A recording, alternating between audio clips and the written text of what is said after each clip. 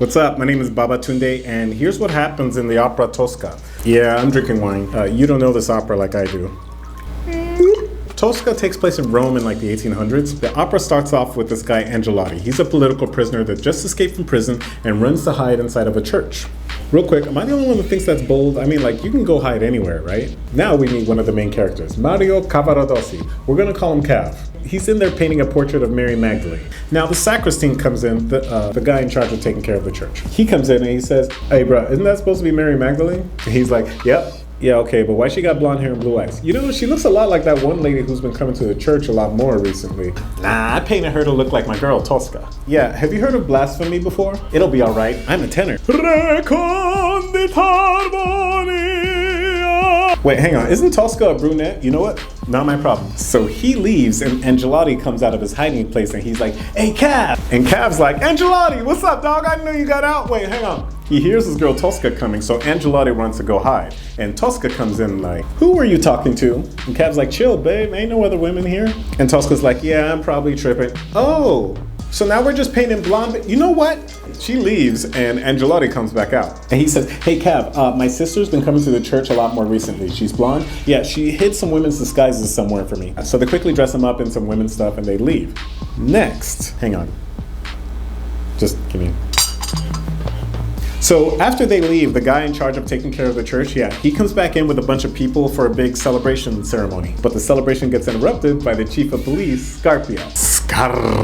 Scarpia comes in talking about, "We have reason to believe a prisoner's hiding on the grounds. We're gonna search," and they just mess up things and start searching. They do find some parts of the women's disguises. Enter Tosca again looking for Cav. I should mention that Scarpia has a thing for Tosca. Now Tosca's looking for Cav and Scarpia's like, "Yeah, Cav's not here, but someone was hiding a woman apparently and left in a hurry. I don't know." She gets angry and she leaves looking for Cav and Scarpia's like, "Follow her."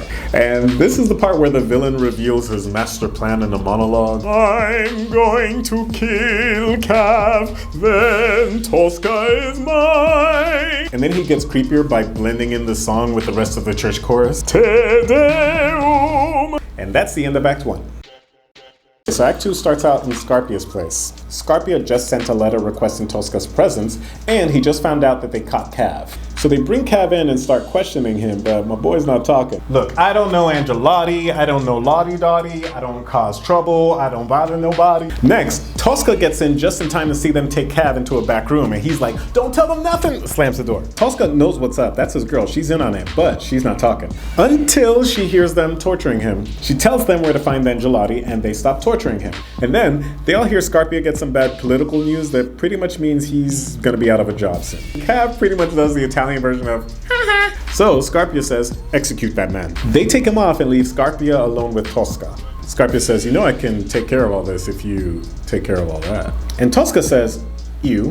Then someone shows up to tell Scarpia they're all set for the execution. And Scarpia's like, "What's up? We smash in, make a decision." And she says, "Fine." And Scarpia's like, "Yes! All right, do a fake execution like we did for Palmieri." Now they're alone. And Tosca's like, "Hold up, I need this in writing. Me and Cav, safe passage out of Rome." And Scarpia's like, "Yeah, okay, whatever. You and Cav, safe passage out of Rome." And then he's not paying attention. Tosca kills him, takes the note, and dips. End of Act 2. And Act 3. At the top of the act, Cav is in jail writing the prettiest sounding love letter. "I miss your scent, your kiss, your caress on me."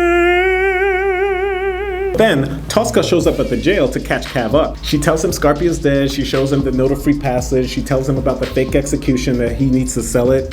She even has him rehearse the execution, like, "Nah, you gotta commit, you gotta..."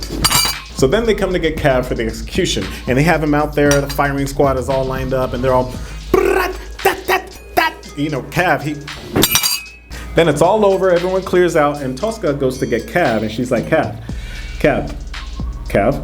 Turns out, when Scarpia said fake execution like Palmieri, yeah, they actually killed Palmieri.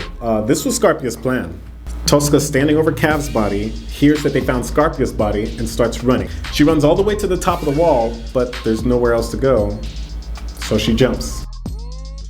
There were no survivors.